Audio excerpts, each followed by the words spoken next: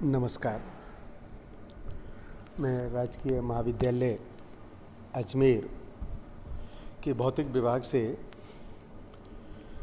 BSc science maths physics paper first quantum mechanics जो अपने व्याख्यान चल रहे हैं, उन्हीं क्रम में आज बात को कुछ आगे बढ़ाते हैं। पिछले व्याख्यान में हमने डी ब्रॉगली हाइपोथेसिस को सीखा है और डी ब्रॉगली हाइपोथेसिस से हमने ये जाना है कि यह हाइपोथेसिस माइक्रोस्कोपिक वर्ल्ड में बहुत इम्पोर्टेंट है, जबकि मैक्रोस्कोपिक केस में बहुत विजिबल नहीं हो पाती। और जो ड्यूअल रिलेशंस है वह मूलतः सब कुछ प्लैंक कांस्टेंट के कारण है कि प्लैंक कांस्टेंट का मान 0 नहीं है, इसलिए ये सारे रिलेशन हमको ऑब्जर्व हो रहे हैं। डी ब्रॉगली हाइपोथेसिस, जिसका कि प्रायोगिक रूप से सत्यापन 2 अमेरिकन भौतिकविद डेविसन और जर्मर के द्वारा किया गया और फिर इंग्लैंड के फिजिसिस्ट थॉमसन ने अपने प्रयोग के द्वारा इलेक्ट्रॉन के विवर्तन को बतलाया। अब ध्यान दें, इलेक्ट्रॉन के विवर्तन को बतलाया। इलेक्ट्रॉन तो बेसिकली एक पार्टिकल के रूप में माना गया है और जो वेव है जिससे हम डिफ्रैक्शन की स्टडी कर रहे हैं, ये एक कैरेक्टरिस्टिक पैरामीटर है फॉर एनी वेव। दूसरा कार्य कल और किया, वो साइंटिस्ट फाइमन के द्वारा सजेस्ट किया हुआ थॉट एक्सपेरिमेंट था, जिसको कि हमने यंग डबल स्लिट एक्सपेरिमेंट की तरह डबल स्लिट इलेक्ट्रॉन एक्सपेरिमेंट पर हमने विचार किया। ये सारा कुछ लर्न करने के बाद हम डी ब्रॉगली हाइपोथेसिस पर कुछ कंसेप्चुअल प्रॉब्लम को सॉल्व कर सकते हैं। हम कंसेप्चुअल प्रॉब्लम को सॉल्व करें और उस पर आगे बढ़ें, उस पर 2 बातें हमको ज़रूर ध्यान रखनी चाहिए। और उसमें पहली बात यह है कि हम जो भी प्रॉब्लम दी जाए उस पर ये विचार करें कि क्या ये प्रॉब्लम रिलेटिविस्टिक लिमिट पर है अथवा नॉन रिलेटिविस्टिक लिमिट पर है, क्योंकि रिलेटिविस्टिक केस में जो फॉर्मूला प्राप्त होगा वह फॉर्मूला रिलेटिविस्टिक लिमिट पर मॉडिफाइड हो जाएगा, उसमें कुछ संशोधन हो जाएगा। तो किस प्रकार की प्रॉब्लम है और किस तरह का सूत्र प्रयोग में लेना है, ये तय होना चाहिए। दूसरी बात जो बहुत सावधानी इस पे रखनी है वह है कि हम प्रॉब्लम को ध्यान से पढ़ लें। हमने जो मैथमेटिकल डेरिवेशंस कुछ किए हैं उसमें ज़्यादा जगह पर इलेक्ट्रॉन को लेकर के चर्चा की है, लेकिन ये कोई आवश्यक नहीं है कि प्रॉब्लम में हर जगह जो पार्टिकल है उसको इलेक्ट्रॉन के रूप में लिया जाए। यदि प्रोटॉन के रूप में लिया गया अथवा अल्फा पार्टिकल के रूप में लिया गया, तब निश्चित रूप से जो सूत्र अभी तक हमने व्युत्पन्न करके लिखे हैं उनमें भी संशोधन हो जाएगा। तो ये 2 बातें डी ब्रॉगली हाइपोथेसिस की कंसेप्चुअल प्रॉब्लम पर हल करने के लिए हमको ध्यान रखना चाहिए। तो जो प्रॉब्लम है मैं उसको जो श्री गणेश करता हूँ वह डी ब्रॉगली वेवलेंथ के लिए ही कर रहा हूँ कि आप सबसे पहले नॉन रिलेटिविस्टिक लिमिट और रिलेटिविस्टिक केस में इस वेवलेंथ का फॉर्मूला निकालें। देखिएगा, जब हम नॉन रिलेटिविस्टिक लिमिट की बात कर रहे हैं, इसका मतलब हुआ m is approaches m0 rest mass energy हो गया, और kinetic energy is equals to p²/2m। Therefore de Broglie hypothesis से lambda is equals to h/p/mb, और हम इसको काइनेटिक एनर्जी की फॉर्म में लिख सकते हैं। तो ये लैम्डा हो गया, lambda is equals to de Broglie wavelength is equals to h/√2m e। 2me, m को रेस्ट मास के इक्वल मान लिया गया है और ये जो सूत्र निकल के आया है नॉन रिलेटिविस्टिक लिमिट पर लग के आया है। मान लीजिए मैं कुछ परिवर्तन करूं, रिलेटिविस्टिक केस में लूं, तो आपने फर्स्ट ईयर में थ्योरी ऑफ रिलेटिविटी पढ़ा हुआ है और उस केस में आप जानते हैं कि m और m0 दोनों समान नहीं होंगे।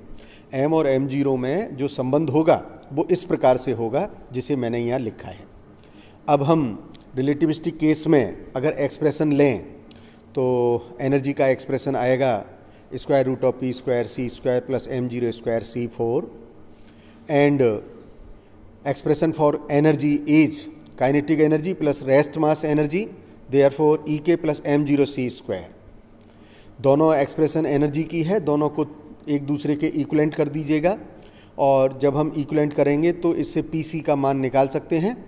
pc का जो मान होगा वो square root of ek square plus 2ek m0 c square. pc का ये मान है तो हम इस सूत्र से लैम्डा के मान की गणना कर सकेंगे। Therefore lambda is equals to h by p, so it formula become hc by square root of ek plus 2m0 c square.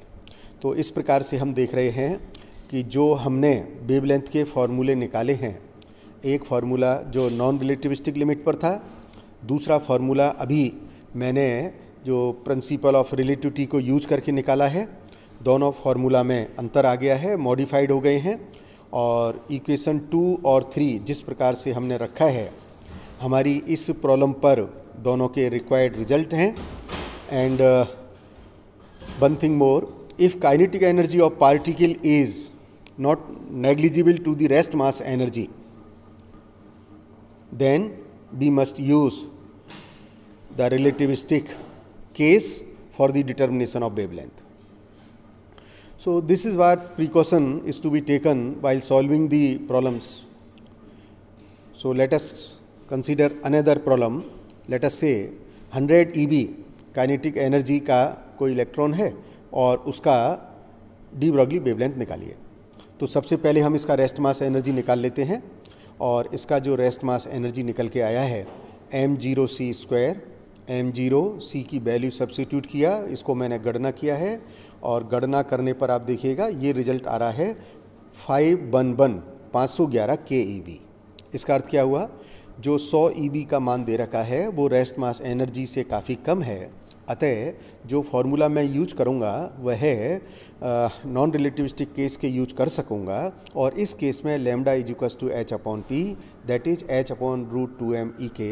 और इस प्रकार से ये जो वेवलेंथ आ रही है डी ब्रॉगली वेवलेंथ ये 1.2 एंगस्ट्रॉम के ऑर्डर की आ रही है। ये आपको ध्यान है हमने थ्योरी में भी डिस्कस किया था, एक्सरे ऑर्डर की है और किस प्रकार से फिर हमने डेविसन जर्मन ने इनका डिफ्रैक्शन के लिए यूज़ किया था। मान लीजिए इलेक्ट्रॉन के स्थान पर मैं प्रोटॉन ले लेता हूँ, तो इसका रेस्ट मास एनर्जी का केस क्या होगा। Rest mass energy for proton m0 c square, इसका मास रखा गया, वेलोसिटी ऑफ लाइट रखा गया, इसको गणना करी है और इसकी जब हम गणना कर रहे हैं तो इसका मान निकल के आ रहा है, ये देखिएगा 939 MeV, 939 MeV, ये इसकी रेस्ट मास एनर्जी है। तो अगर काइनेटिक एनर्जी का मान रेस्ट मास एनर्जी से कम है तो उस केस में हम वेवलेंथ निकाल सकते हैं और ये जो वेवलेंथ आएगी यह है wavelength, again the same formula, lambda is equals to h upon square root of 2m ek। यहाँ पर ध्यान बस ये रखना है कि m के स्थान पर गलती से इलेक्ट्रॉन का द्रव्यमान अंकित ना हो जाए, हमको प्रोटॉन का द्रव्यमान रखना है, यानी कि 1.67 इंटू 10⁻⁻27 kg हमको लिखना है जैसा मैंने ये लिखा है। और जब हम इसको हल करेंगे तो ये मान निकल के आता है 2.87 इंटू 10⁻⁻4 एंगस्ट्रॉम। कॉन्सेप्चुअल प्रॉब्लम में जहाँ बहुत ज़्यादा गलती होती है उस प्रॉब्लम्स को मैंने एक जगह लिखा है, determine the D Broglie wavelength, determine the D Broglie wavelength for electron, proton and for alpha particle while they are accelerated by a potential of B। इस केस में जब पोटेंशियल से एक्सीलरेट किया जा रहा है तो तीनों के केस में अलग अलग सूत्र हमें मिलेंगे और उन सूत्रों को हम याद रख सकते हैं, और अगर याद नहीं रख पाएँ तो ड्राइव करेंगे। लैम्डा इज इक्वल्स टू, मान लीजिए मैं सबसे पहले इलेक्ट्रॉन के लिए कर रहा हूँ, तो इलेक्ट्रॉन के लिए हो गया lambda is equals to square root of 2m(e)k। अब इस केस में मुझे एनर्जी का मान लिखना है, बी पोटेंशियल से एक्सीलरेट किया जा रहा है, इसलिए एनर्जी का जो मान हो जाएगा वो कितना हो गया, क्यूबी हो गया। तो ये फार्मूला हो गया lambda is equals to h upon square root of 2m Q V. यहाँ पर इलेक्ट्रॉन का मास रखा, इलेक्ट्रॉन का चार्ज रखा, प्लैंक कांस्टेंट h का मान रखा, और जब हम इस सब की गणना कर रहे हैं तो जो फार्मूला आ रहा है वह फार्मूला आ रहा है lambda is equals to 12.27 12.27 by root V angstrom for electron. ये एक फार्मूला है जो हमने थ्योरी में भी ड्राइव किया है, लेकिन ये वेवलेंथ, डी ब्रॉगली वेवलेंथ का मान प्रोटॉन के केस में और अल्फ़ा पार्टिकल के केस में बदल जाएगा, कारण मास अंतर का है। जैसे मान लीजिए मुझे प्रोटॉन के लिए यूज करना है तो ये फार्मूला होगा lambda is equals to h upon root 2m Q V. h का मान सेम है, q का मान 1.6 इंटू 10 की power minus 19 coulomb. Mass of proton हो गया 1.67 इंटू 10 की पावर माइनस 27 kg। और जब हम इसको रखते हैं तो जो इलेक्ट्रॉन के लिए पहले जो फार्मूला आ रहा था 12.27 अपॉन रूट बी एंगस्ट्रॉम, वह फार्मूला वेवलेंथ का चेंज हो गया है और ये फार्मूला आ गया है 0.286 बाई रूट बी एंगस्ट्रॉम। तो इसलिए हमें किसी भी प्रॉब्लम में सॉल्व करने से पहले एक बारीक नज़र ज़रूर डाल लेना चाहिए कि किस पार्टिकल की बात कर रहे हैं। मान लीजिए मैं अल्फ़ा पार्टिकल की बात करूं तो अल्फ़ा पार्टिकल के केस में भी फार्मूला सेम रहेगा lambda is equals to h upon square root of 2m Q V. अब इस केस में क्या ध्यान रखना है अपने को, h का मान सेम है, Planck constant is a universal constant, m alpha mass of alpha particle. Mass of alpha particle को हम कैसे लिखेंगे, अल्फ़ा पार्टिकल को हम लिखते हैं 2he4 से, इसलिए जो इसका मास बनेगा वो 4 प्रोटॉन के बराबर हो जाएगा। तो प्रोटॉन का द्रव्यमान लें और उसको 4 से हम मल्टीपल कर दें। उसी प्रकार से जब हम चार्ज लेंगे तो इसका जो चार्ज होगा, आवेश की जो मात्रा होगी वह प्रोटॉन के सापेक्ष में 2 गुनी होगी। इसका मतलब हुआ उस चार्ज का 2 से मल्टीपल करना पड़ेगा, जैसा कि मैंने ये किया है। इन दोनों वैल्यूज को हम इस सूत्र में सब्स्टिट्यूट करें तो ये हो गया h upon square root of 4mp 2 Q V. दोनों मान को सब्स्टिट्यूट करने पर जो फार्मूला हमें मिलेगा वह हो गया 1/2 रूट टी लैम्डा पी, अर्थात lambda P is equals to 0.101 by square root V for alpha particle. तो इस प्रकार से हम देख रहे हैं कि इस प्रॉब्लम में हमने इलेक्ट्रॉन के लिए निकाला है, प्रोटॉन के लिए निकाला है, अल्फ़ा पार्टिकल के लिए निकाला है, और तीनों ही केस में जो वेवलेंथ का सूत्र है वह जगह हर एक में अंतर आ गया है। एक कंसेप्चुअल प्रॉब्लम्स आसान सा यह अपने 3 साल पहले परीक्षा में रखा गया है कि मान लीजिए कोई प्रोटॉन है और इस प्रोटॉन का जो वेवलेंथ दे रखा है वो 1 फर्मी दे रखा है और हमको कहा गया है काइनेटिक एनर्जी डिटरमाइन कीजिए। अब चूंकि वेवलेंथ हमको 1 फर्मी दे रखी है तो इसको हमें सबसे पहले काम करना चाहिए, मीटर में कन्वर्ट कर लीजिएगा। तो 1 फर्मी इज इक्वल्स टू 10 की power minus 15 metre. Therefore lambda is equals to h by root 2m(e)k। So e(k) is equals to h square by 2m lambda square. Planck constant का मान रखें, m का मान रखें, लैम्डा का मान रखें। तो इस प्रकार से ये एनर्जी आ जाएगी, और ध्यान रहे ये जो एनर्जी आएगी ये जूल में आएगी। हमको इस एनर्जी को चेंज करने के लिए, इलेक्ट्रॉन वोल्ट में बनाने के लिए हमें इसको 1.6 इंटू 10 की पावर माइनस 19 से डिवाइड करना पड़ेगा, और जब हम इसको डिवाइड करते हैं तो इस एनर्जी का जो मान आएगा वो 8.1 इंटू 10 की पावर 8 इलेक्ट्रॉन वोल्ट आएगा। इस प्रकार से जो कुछ इम्पोर्टेंट कंसेप्चुअल डाउट्स थे या कुछ प्रॉब्लम्स थी डी ब्रॉगली हाइपोथेसिस की, वो आज हमने सॉल्व किए हैं, और अगले आर्टिकल में अब हम अनसर्टेनिटी प्रिंसिपल पर डिस्कस करेंगे। धन्यवाद।